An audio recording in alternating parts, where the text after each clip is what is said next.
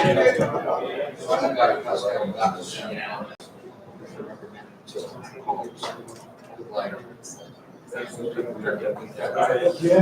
the thing is still important transaction. Then we'll look at some things. All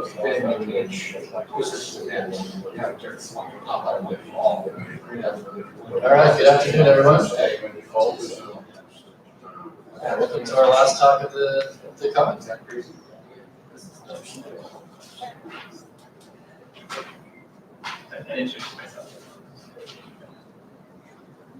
All right. This is Rolling Your Own, How to Write Custom Lightweight Static Analysis Tools with Ken Gibler. Quinn is a research director at NCC Group, a global information assurance specialist providing organizations with security consulting services. It's helped companies implement security automation and DevSecOps best practices, as well as perform penetration tests for companies ranging from large enterprises to new startups. Please welcome Blake. Thank you so much. Yeah, thank you everyone for coming. I know it's the last talk of the day, so I'm impressed and honored that you're here and not taking a nap, as I may be if I wasn't here. Yeah, so this is work I did with my friend Daniel. Unfortunately, something came up and he wasn't able to attend, but he was essential to this work. So again, we're going to talk about how to build your own custom static analyses using some open source tools rather than these very expensive ones. So what I'd like to start off with is, why should you care? And for this talk, it's the following. So by the end of this talk, you're going to understand at a high level how static analysis tools work in general.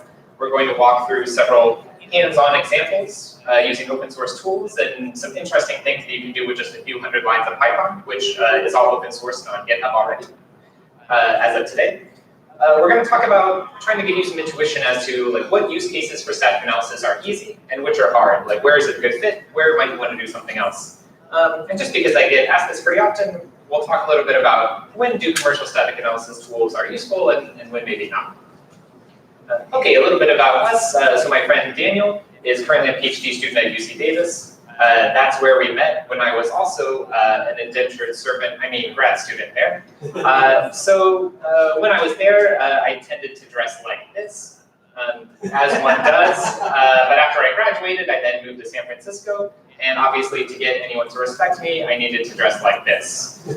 So obviously, I only drink from mason jars, and I do yoga 3 times a day. So important facts about me. I also work at NCC Group as a technical director and research director. So we do pen testing of all the things. Specifically, I enjoy helping companies systematically raise their security bar by using DevSecOps, security automation, static analysis, things like that. That's just what I really like. Just quickly, in case you haven't heard of NCC Group, it's a fun place to work with lots of smart people who've written a couple of books. And also, people who have been at NCC Group have gone on to do a lot of other cool things other places. This is an incomplete list, I just didn't have room. Anyway, I wouldn't normally mention this, but last year a bunch of people came up and said, hey, I might want to work at NCC Group, can you tell me about it? So yeah, happy to chat about it. Okay, so organization of this talk. First, we're going to cover some background, like what is static versus dynamic analysis, some motivating examples. Then the bulk of the talk will be walking through some hands-on examples of interesting things you can do. We'll talk about some fundamental challenges, like what's just hard for static analysis, period. And then some going forward future stuff. Okay, just to make sure we're all on the same page. Static analysis is we're reasoning about code based on looking at it, and then dynamic analysis, we're running code and observing how it behaves. So if you are testing a web application using Burp Suite, or if you're doing fuzzing or something like that, that's dynamic analysis. So here we're just going to look at the source code and not run. I'm not going to have time to get into the details about the pros and cons and talk about all the different types of program analysis techniques, but we mentioned a number of these in more detail in our ShellCon talk last year, automated bug finding in practice. So the core thing you need to know for this talk is just that there's a range and complexity of static analysis tools. So on the simple side, you have grep and linters, and then on the more complex side, you have commercial tools like Fortify, Checkmarks, and many others that do complicated data flow analysis. Okay, so let's walk through a motivating example, why are we doing the techniques in this talk? Why do we care? So let's say we want to find some code injection in Node.js applications. So we start reading through the documentation and we find the child process module, which has a couple of different methods, one of which is exec. So we read the docs and we say, oh, cool. This first argument named command, essentially any string we pass to it will then be executed as if it was a shell command. So if you're further back, you may not be able to read this, but we read down in the documentation a little bit, and it says, never pass unsanitized user input to this function. Any input containing shell meta characters may be used to trigger arbitrary command execution. Right? So if you're like me, when you see stuff in docs like that, you're like, oh yeah. So basically, we need to just find cases in the source code where we control the first argument, and then we're a cool hacker person. Okay, so let's say, like, simplest way we want to do this, let's just like clone a bunch of Node.js applications and just grep through them for the string exec. I'm calling out ripgrep here because it's essentially grep, but like significantly faster. So if you use grep now, use ripgrep instead. You'll notice a difference, I promise. Okay, so let's say we downloaded a bunch of these JavaScript repos, and we're like, okay, let's just look for the string exec in all of them. Unfortunately, this is going to give you a lot of matches in other non-JavaScript files, right? So we're not going to find Node.js command injection in like a README or something like that, right? That's not going to happen. Okay, so let's filter based on file type. Okay, so grep as well as ripgrep has an option where you can say, okay, only match JavaScript or TypeScript files, that's the J or T. Okay, cool. So we're getting a little bit better. We're filtering out a lot of the chaff. But here's some other cases, right? So the first two, this is a hard-coded string. Obviously, if we can't influence the value of the call to exec, we can't do command injection. And then in the second example, the user has defined this other function called execute foo. So like the exec still matches, but that's not the one we're looking for. But we wag our finger and say we are awesome at regexes, so we are not to be dismissed. Okay, so let's make the regex a little bit better. This time we're going to do exec and then open paren, right? So start a function call, and then we don't want to match hard-coded strings, so let's match like A to Z, lowercase or uppercase. Right. Okay, cool. Definitely, it's going to be high signal now. Unfortunately, source code can be very flexible, right? So you can have this call across multiple lines. Maybe there is a different function that like ends in exec, right? There's something different before rather than after. Okay, so this is like, this is like a little frustrating, but we're like, okay, like maybe we can match white space, maybe we can do some like multi-line stuff. So maybe we try again and say, oh, but actually this exec could be in a comment, it could be in a string literal, right? So like, okay, now we need to figure out like contextually, are we in a string or a comment? So we're like, like this regex is going to get pretty painful. And then, oh, look, so this maybe is the actual call to exec, but now it's a combination of a variable and a hard-coded string. It's not just one or the other. So like at some point, we're just going to flip a table, right? Like this is not working. So let's take a step back and think like, why isn't this working?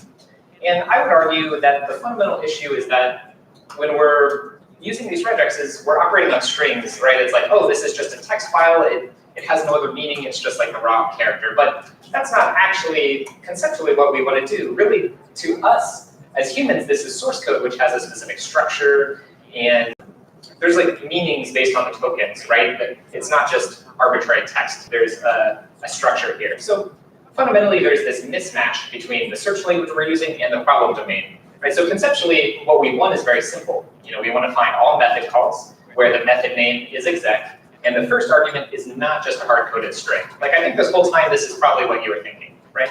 And we can get closer using some very clever regexes, but fundamentally, we're just limited by the expressivity of our query language. And as many Perl wizards there perhaps are in the audience, you're still going to go down a regex rabbit hole.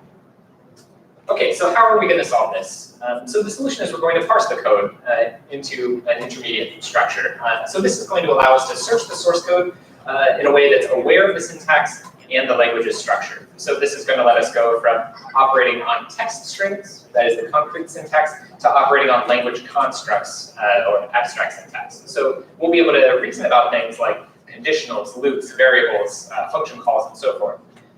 So we're going to know, like, oh, is this a function call or is it in a string? That's what we're going to be able to do. Okay, so there's many ways to do this. So one is you could write your own parser from scratch. Absolutely do not do this. Languages are complex and ever evolving. This is going to be a massive engineering effort. You could use a grammar and a generic parser, like AMLR, for example. Many languages have either in their standard library or a standalone tool, something that can parse that language in particular. Those are some examples. If you have a modern IDE that lets you, jump to definition and all of those nice things, like Eclipse or the JetBrains IDEs, perhaps somehow we can extract their internal representation. Or we could use a compiler like Clang, or we could use a parsing tool that handles multiple languages and allows us to extract it in some nice structure like JSON. So that's what we're going to do. There's many tools that do this. One of them is called Semantic by GitHub. Another is called Babelfish, and there's others. So we're going to use the first one for the purposes of this talk for a couple of reasons. One is it's built and maintained by GitHub, so it's going to continue getting better over time. It also has some additional features like building import graphs and call graphs and things that we don't actually need for the purposes of this talk, but will be useful in the future. And then the other reason is it's written in Haskell, so that's going to definitely up our link cred. But don't worry, for the code in this talk, basically we just call semantic, it outputs JSON, and then we parse that. We don't actually have to deal with the implementation. But still, it makes us feel cool. Okay, so why roll your own static analysis? So commercial SAST tools tend to be very expensive in terms of money as well as just computationally, right? It takes a lot of RAM, takes a long time to run, and also they're a bit opaque. You don't necessarily know why is it finding this or why is it not finding something else. And another application that I think not as many people think of is you can actually do some exploratory iterative searching of code bases with static analysis. It's not just a black box. So our goal here is, can we do something interesting using open source tools in X lines of Python where that's a small number, like a few hundred lines, maybe 1,000 lines or something like that. So when shouldn't you roll your own? So again, if you're building it, you have to update and maintain it. This is both an upfront as well as a recurring engineering cost. There's also no built-in set of rules. So when you buy an existing tool, it comes with here's how to look for SQL injection, here's how to look for XSS, and all these things. So you're going to have to provide the rules here. And if you need to do data flow analysis, this is very hard to build yourself. I would encourage you to use an existing tool or framework if that's the case. Okay, just quickly, this is basically at a high level how every commercial SaaS tool works. And there's implementation differences, but big picture, this is how it generally goes. So you have source code, right? So just text files. You then parse those into an abstract syntax tree or AST. So one of these nodes might be, this is a class definition, this is a method definition, and so forth. And then from that tree, they then construct a graph which represents control and data flow between statements. So this allows you to do things like, okay, we see, this URL parameter is then passed to this other method, which is then passed to this other method, and then passed to a parameterized SQL query, boom, SQL injection. So given this graph representation, the tools then apply security rules and out pops security bugs. So conceptually, pretty much every SaaS tool works like this. So in this talk, we just care about the first part, the ASTs. Okay, so just to make this a little bit concrete, what does it actually look like? So if you feed the following line of Ruby, name equals world, into semantic and say, yo, give me the JSON for this, please. This is basically what it looks like. So at each scope, there's a key called term, which basically says this is what node type it is. So at the top level, the first line, we have term equals assignment. So this is saying this is an assignment statement. And then the assignment target is saying, okay, where are we storing the right-hand side? What's that going into? So we see there the term is identifier. So identifier is basically a variable name. So okay, this assignment, what is getting assigned to? A variable whose name is the string name. And then what value is it getting? So that's where we look at the assignment value section next to the orange arrow. So we can see there it's a text element. And the value of that text element is the string world. So boom, that 10 characters then turns into this big JSON blob. And I've actually cut some things out for clarity. But you can imagine this is essentially all of the things you need to know representing the code in a math form. Okay, let's walk through some examples. So first, let's talk about iteratively exploring a Rails code base. So one challenge you may have as a security engineer or as a pen tester is, hey, here's this massive code base. It's a couple million lines of code. You've never seen it before. There is little to no documentation, and comments are scarce, right? This is every code base ever. So you don't necessarily know how things are laid out. You don't know where to focus your time. And basically, you want to say, oh, what's interesting, what's relevant, how do things fit together, ideally as quickly and easily as possible.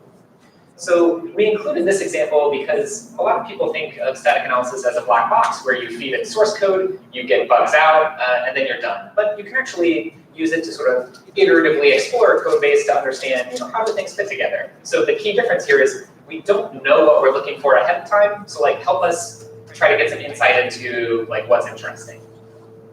Okay, so before we get into some of the specifics, let's just say in general, okay, here's a new code base we've never seen before. Oh, and we're going to look at the rubygems.org source code, which is the RubyGems package manager. This is the source code for that website, which I had never looked at before doing this. So there's a useful tool called cloc, which if you run in any repo, it just says, oh, here's all the different technologies used. There's a number of files. Here are many lines of code for that. So we can see, as expected, lots of Ruby, a lot of YAML, probably config files. We can see there's a little bit of bash, and they seem to use Docker. So just, in 2 seconds, we have an idea of what sort of technologies we're using.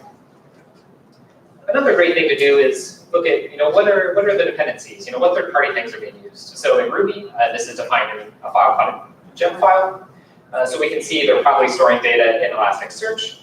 They're using something called REST client, so it's probably making some network requests to some third-party service. So we might think oh, I'm going to look for SSRF. Or maybe is it communicating over HTTP, so maybe it's leaking credentials or something like that. We can see that there's this gem called clearance, which maybe we've never heard of before, so we Google it and we say, oh, this is a authentication library for Rails. Okay, cool. Authentication and authorization, always good things to review, so let's keep that in mind. Okay, so what sort of analysis are we going to build? So again, we have the source code for RubyGems. We're going to pipe that through GitHub's tool Semantic to get some ASTs. Then we're going to write some custom scripts in Python, which rather than outputting bugs, are going to ideally give us some program understanding in terms of how does this fit together, what's interesting. Just a little quick Ruby and Rails background. So a controller is a class that defines methods that respond to HTTP requests. You can think of this like different routes. And there's something called a before action, which basically says, call this method before running this route. So you might imagine, view your, personal private notes page. You might have a before action that says, make sure you're signed in before viewing this, right? Makes sense. Okay, so we implemented a couple of different options to this one tool that, again, is on GitHub. I have a link on the last slide. So one of them is -- Rails summarized controllers. So basically what it does is you point this at any Rails repo, and it starts printing meta information about every controller. So first, it prints out the class name and the parent, the superclass. So this gives you a quick intuition as to what sort of business logic are we seeing here. So we can see a profiles controller. So probably this represents when a user creates a profile. This is probably it. And second, we see a webhooks controller. Okay, cool. I know what a webhook is. Probably there's a way to specify some URL that when some action happens, send a post request there. That might be interesting to look at. Maybe that's the REST client thing that we looked at before. Who knows? We haven't looked at any of the code yet. We're just, this is minute 5 of a new code base. And then it also prints out all the different methods that are defined. So for profiles, we can see various CRUD methods that are defined. And for the webhooks controller, okay, this fire and set URL are pretty interesting, right? So fire is probably calling a webhook. Set URL is probably, setting the URL for a webhook where to communicate to. And then we see a list of before actions. So again, these are things that happen before one of these actions are called. So some of these are pretty interesting. If we look at the bottom, we see that there's a before action called authenticate with API key, right? That sounds pretty important. So probably we're going to review the source code of that to make sure there aren't any bugs associated with it. So looking at some of the other controllers, we can see there's an API-based controller. So a common Rails pattern is you have either an application controller or API-based controller, which defines these helper methods used by other things. So we can see a couple of them here. Specifically, verify with OTP, authenticate with API key. These look pretty interesting. So again, there's maybe hundreds of files. These are a couple of things that probably we want to start prepping for quickly. And then we can see a couple of interesting before actions are applied on the owner's controller. Again, authenticate with the API key, also verify gem ownership and verify with OTP. Like, I don't know, as a security person, that sounds pretty interesting. I wonder how it works. So, quick diversion before we look at the next one. So again, a common pattern is you have maybe an API-based controller that controllers inherit from. And the point of this is you're defining a number of helper functions that they can use, as well as setting like before actions that apply to many other controllers, right? And a common thing to do here is security protections, right? Like implement CSRF on everything, CSRF protection on everything that inherits from me, or do offend or offseed checks. So a bug that I found on a number of pen tests is where there's a controller that doesn't inherit from one of these parent controllers that it's supposed to, right? So you're like, okay, let me just do the various security checks in this base controller, and then I know it'll be applied everywhere. But if you don't subclass them properly, you don't get those security checks. So this is a sort of obvious mistake, but it's hard to check all of them if you have hundreds of controller files, right? So we built a controllers-by-superclass method, which basically looks at every single controller, figures out what the superclass is, and then groups them based on that. So here we see that a number of controllers, like the passwords, sessions, and users controller, all subclass various controllers provided by clearance, which again is this authentication library. So again, we've never looked at clearance before, but some obvious questions come out, right? Like, okay, how should clearance be used? Like, are they using it right? Are there config settings that are specifically important? Like, are there things you need to turn off or turn on in order to like not have a vulnerability? These are some good questions. And then we look at all the other controllers, and all of them either inherit from the application controller or the API-based controller. So at least for this specific type of issue, you know, we're good. So again, this just saves us some time, right? This is just, you know, a few hundred lines of Python, and you could imagine rolling this into CI/CD checks. So every time a developer, you know, maybe your company has tens or hundreds of developers, every time they create a new controller, you could just have this check. Oh, are you subclassing one of the controllers that we expect? If not, you know, send me a Slack message or, you know, comment on the commit, talk to security or something like that. Okay, let's look at the last one for this example.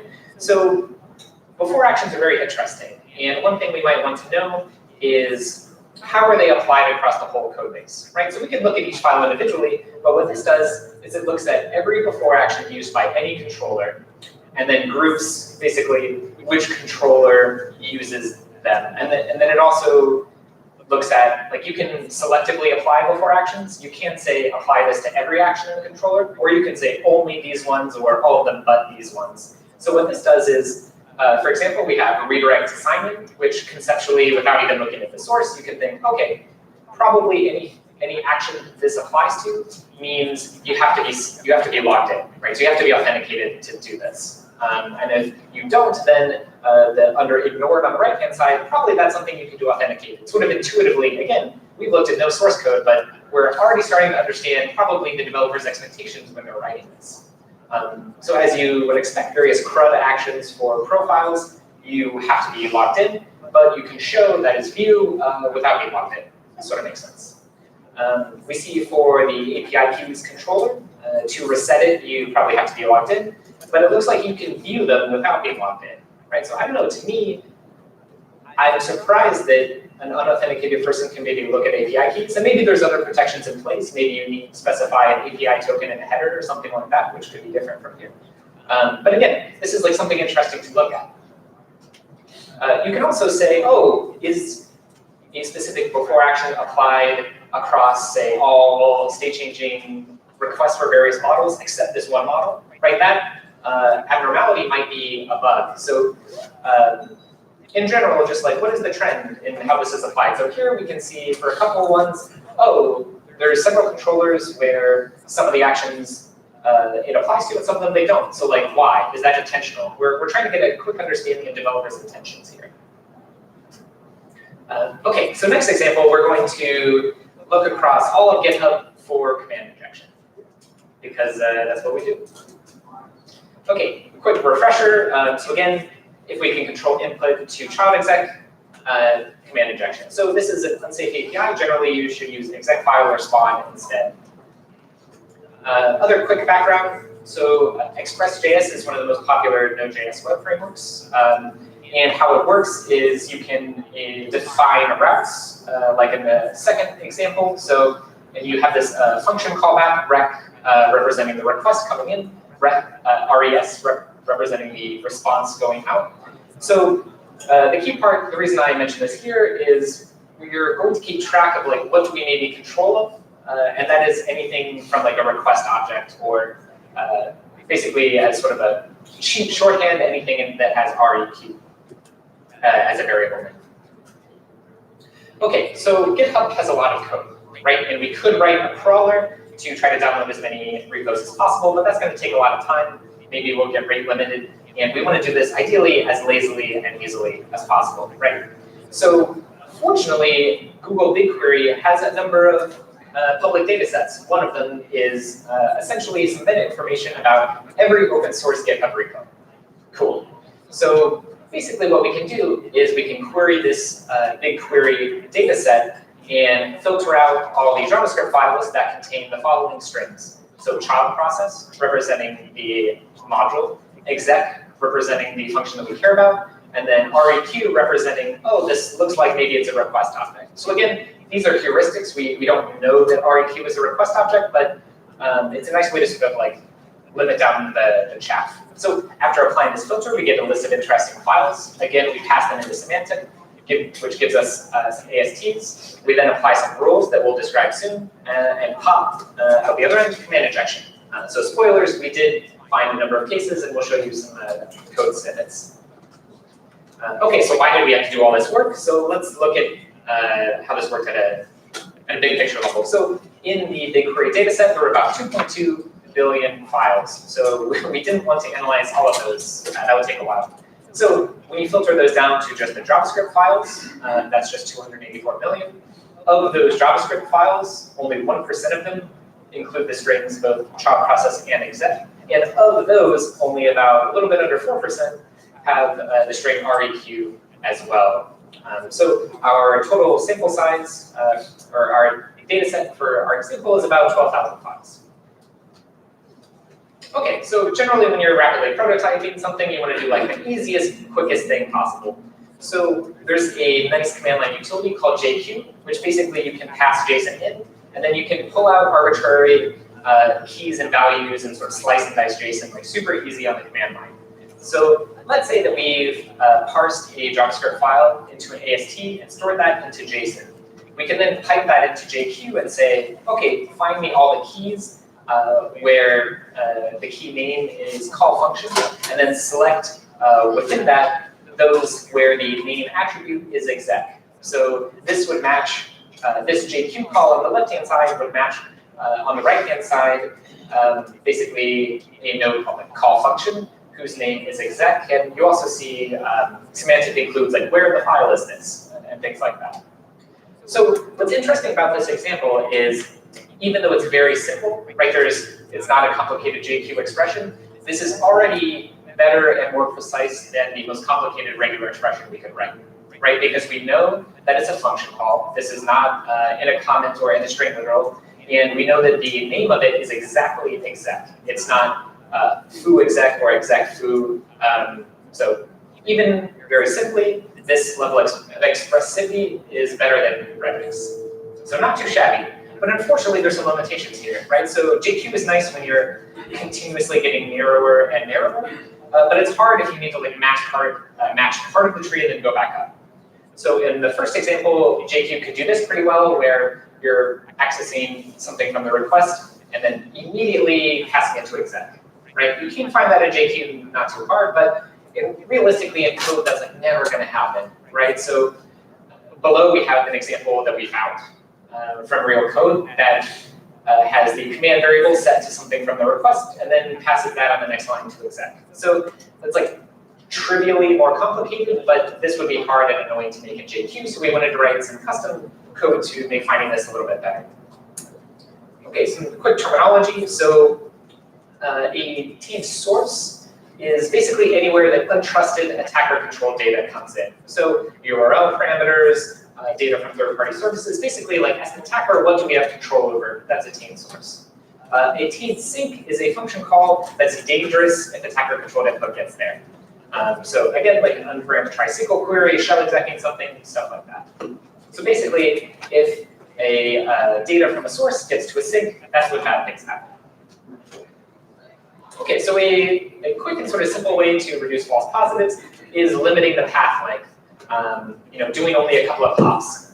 So one step would be our example from before, where you're basically using it directly. And two-step, which is what we do here, is basically if an assignment uses something, a call to request, either like a cookie, URL parameter, or something like that, we assign taint to that variable. If that variable then goes to a sink, we found command injection. So again, this is like very rough approximation. It's basically any variable named rec. So in this example, like a query parameter or from cookies, and then if one of those is passed to exec, boom, command injection. Unfortunately, this found a few things, but not very many, which made us sad. So we knew that we needed to make a better approximation. So here's what we did. So basically, we said that a node is tainted if a subtree contains a taint source. So we needed to do this because it handles expressions. For example, like x equals something from a request plus either a variable or a hard-coded string or something like that. So just like a quick diagram of like what the AST would look like. So let's say we have an assignment. On the right-hand side, we can see that there's like a string concatenation. And then one of those parts is a string, and then another is a call to, say, request, so a taint source. So, okay, cool. So that concatenation, part of it is tainted, so then we're going to taint the whole thing. And then we know that the left-hand side, that is the variable, we consider that tainted. Okay, so let's walk through this on a real example. So, and again, this is from like a real vulnerable code snippet that we found on GitHub. So any call to request, we know that this is tainted. A user can provide input here. And then we apply the first rule, which is an AST node is tainted if any descendant is a taint source. So rec.query.fed, this is a source of tainted data. And this string concatenation on the right-hand side. Together, we apply rule 1. We know that this whole thing is tainted. We then look at rule number 2, which then says, okay, if there's an assignment where the right-hand side is tainted, then we taint that variable. And then finally, if something that we tainted through these two steps gets passed to a sink, then we say that a command injection has occurred. So conceptually, this is actually, as a security person, probably how you think of it, right? We're just codifying in like a programming rigorous way what you already think about, right? So if you looked at this code, you would say, oh, I control this rec.query.fetch, cool. Oh, I can see that that's being combined with this other thing, stored in command. I have a little bit of influence over command. Oh, and I see command go somewhere dangerous. Thus, this is something I should try to POC. Okay, so let's just walk through a couple of examples we found in various repos. So here we can see a curl command is being built up by a number of different cookies, as well as the story ID from the query. So basically, a malicious payload could be put in a number of these, and bad things would happen. Here we can see a part of the query just directly getting passed to exec. Pretty canonical case here. This example is interesting because we can actually see the developer made a comment that said, oh, I need to escape the quotes. This could be injection. Unfortunately, this is insufficient, right? Because we may not be able to escape the quotes, but if we use other shell meta characters like semicolon, double ampersand, or something like that, we can still do code injection. So I thought this was interesting because I could tell that like they cared, but it just wasn't totally right. Okay, so this technique isn't perfect, right? It's fairly simple. However, in practice, the false positive rate is pretty low. So we're going to have a number of false negatives. That is, there's real bugs we won't find.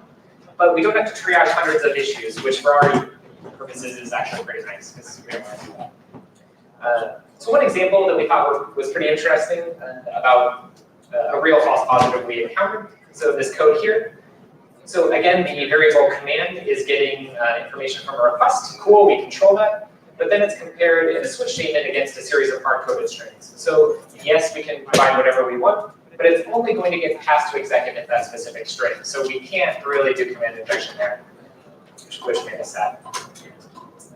Okay, so in about 2 hours of parsing, not on a beefy machine, this is like a laptop, we found 37 command injection bugs across various repos on GitHub. And I will say disclaimer, most of these are not super important production applications. They're mostly like people's side projects or old code bases, but they pretty much all are real bugs though. So I think that demonstrates the power of the technique and that you can do interesting things in like a few hundred lines of Python. Okay, let's talk a little bit about some challenges and limitations. So there are some things that are just fundamentally hard about static analysis. Basically, reasoning about any non-trivial program property is undecidable. You can check out Rice's theorem if you want the proof.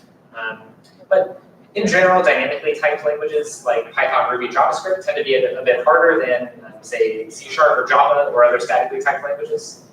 Any language feature where you're executing strings as code, such as eval, function, reflection, metaprogramming, those tend to be very fun.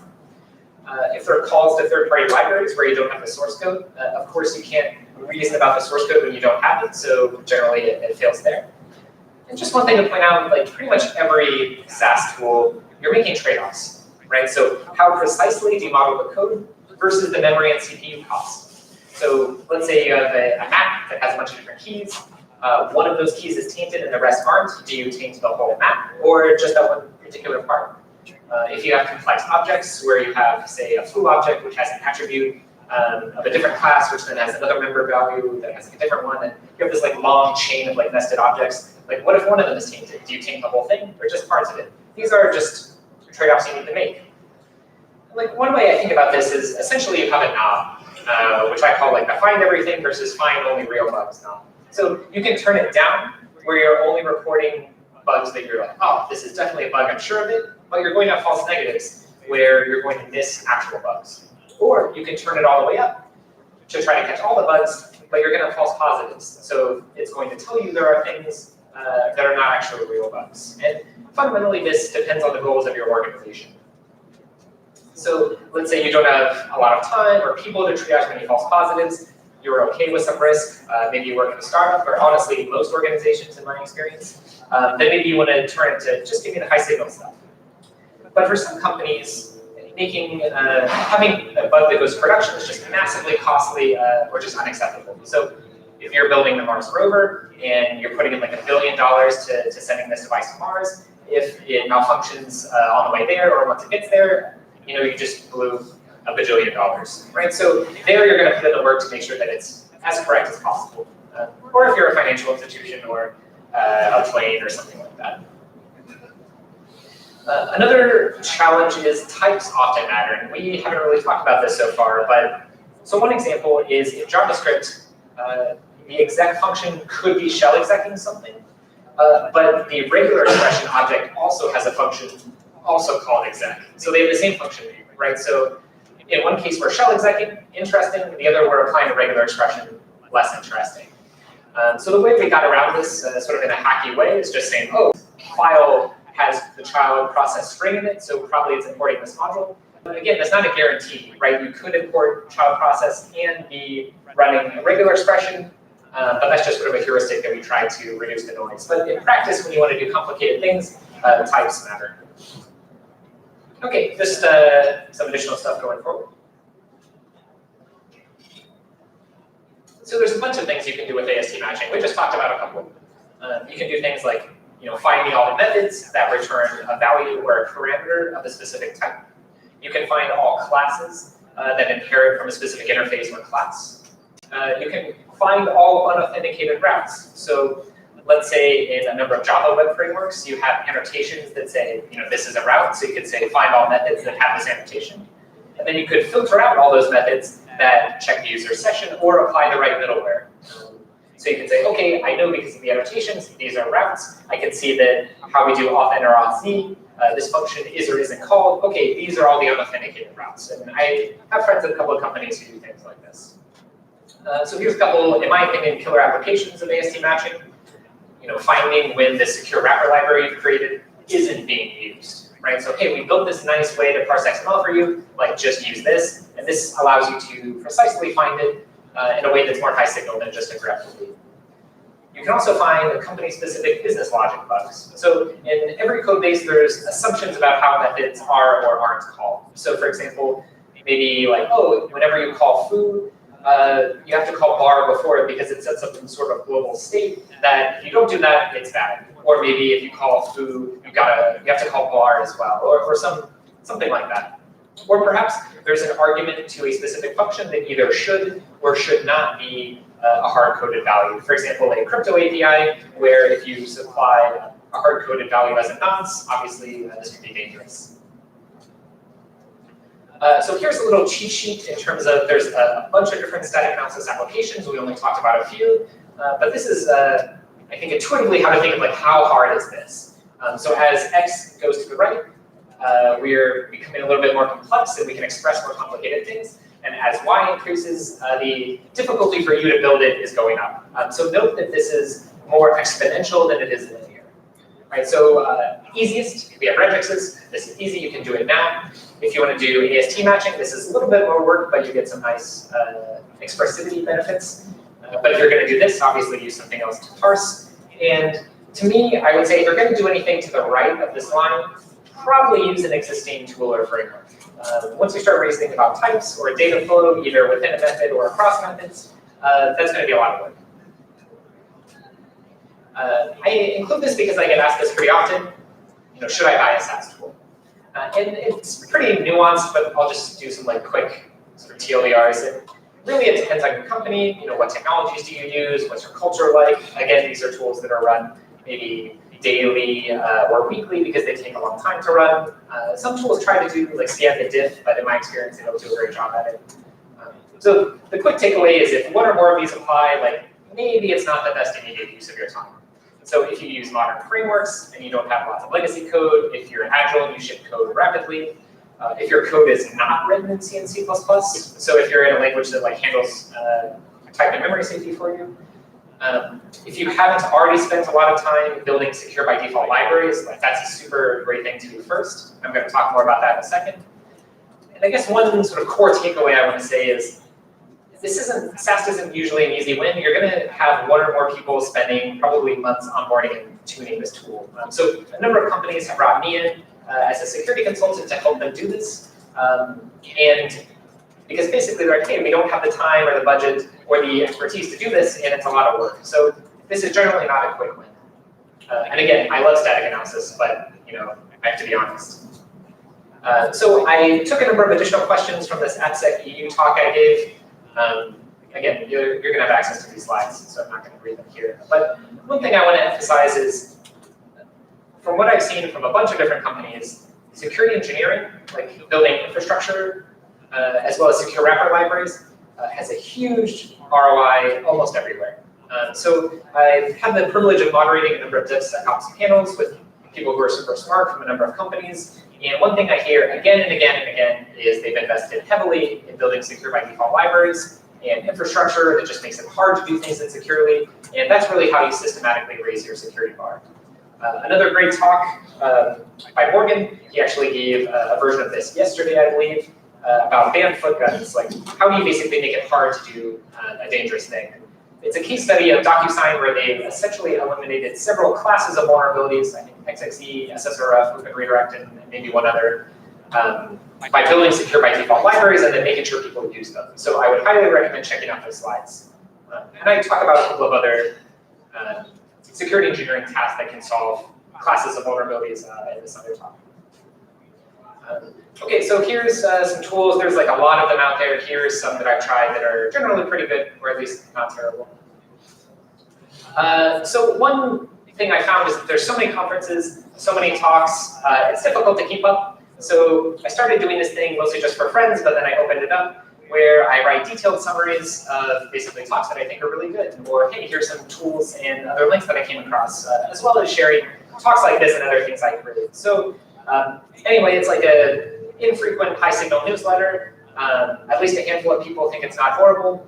So maybe you will too, but whatever. So in conclusion, static analysis can find lots of bugs at scale. It's not going to find every bug. Data flow analysis is fundamentally hard. SAST can provide value, but it depends on your environment and goals. It's not usually an easy win. You can think of AST matching as a way that's sort of like a code-aware graph where you're finding interesting code patterns. And you can find things that are unique to your code base using open source tools and just a few hundred lines of Python. And again, static analysis doesn't have to be a black box. It can also be interactive. Anyway, so here's a link to the slides. The code is live for everything that we did. And that's a link to the newsletter at the bottom. So I guess for the slides, there's like an underscore because of the highlighting you can't really see. But yeah, thank you all so much for your time, and I believe I have a few minutes for questions. So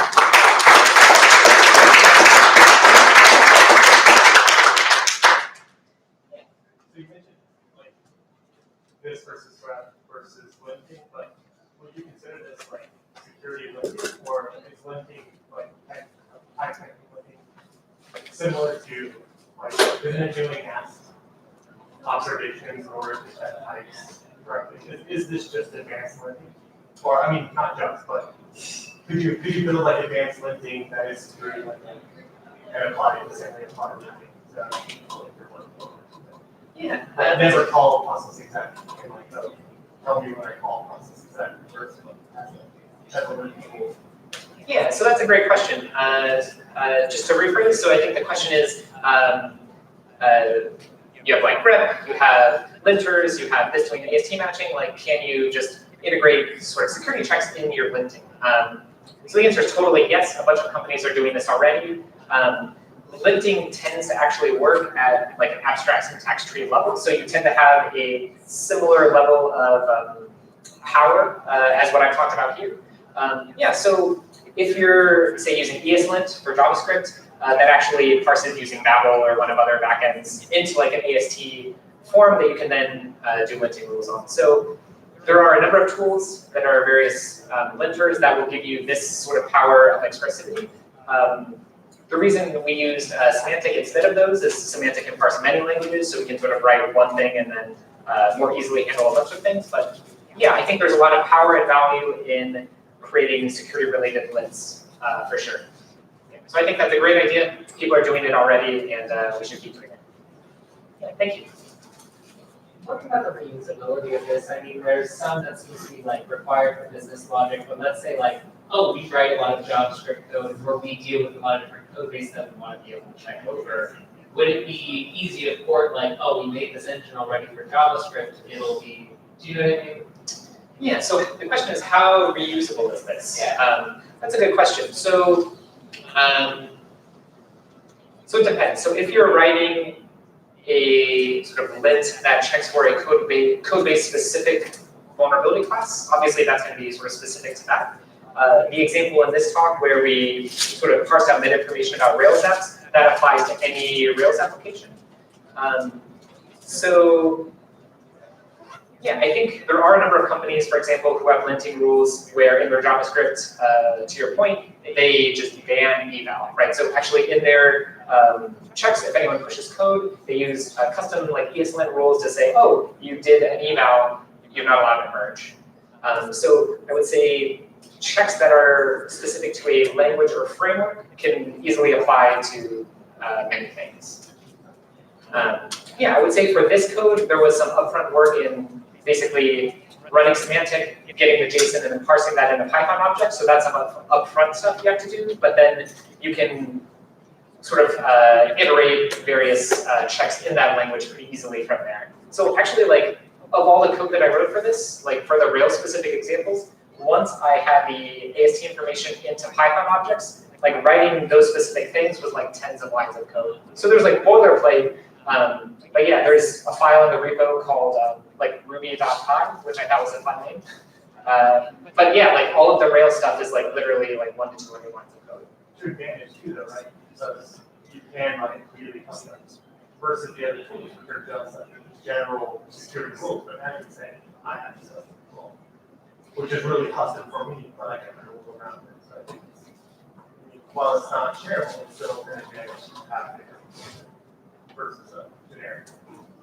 Yeah, I think there's a lot of power in being able to iterate quickly. So one thing that I did for this is I would just like, okay, parse all of this into Python objects, and then I would just put like a REPL there, and then I would just like, oh, you know, write like a list comprehension where I'm just like iterate all over all the classes, and like I could prototype these things pretty quickly and easily. Where in a commercial SAST tool, in my experience, you're like running a rule, and it's taking like hours to get feedback. So sort of the feedback on the checks you're writing can be like super quick for this. Yeah, any other questions? Yeah. What are some resources to go to with like the language? Like where can we start if the language has no SAST tools? Okay, so if the language has no SAST tools, where do you start? I just checked, it's not supported by SAST. Okay, yeah. So I would say like Babelfish, I linked earlier, supports more languages than Symantec, but it's a created by some like startup that might, you know, go away at some point. So that's why I didn't want to base a lot of stuff on them yet. I would say if there's like a tool that handles many languages, that handles the language you care about, that's a nice place to start. But if you can't find that, I would say, you know, like Parser, my language, or something like that.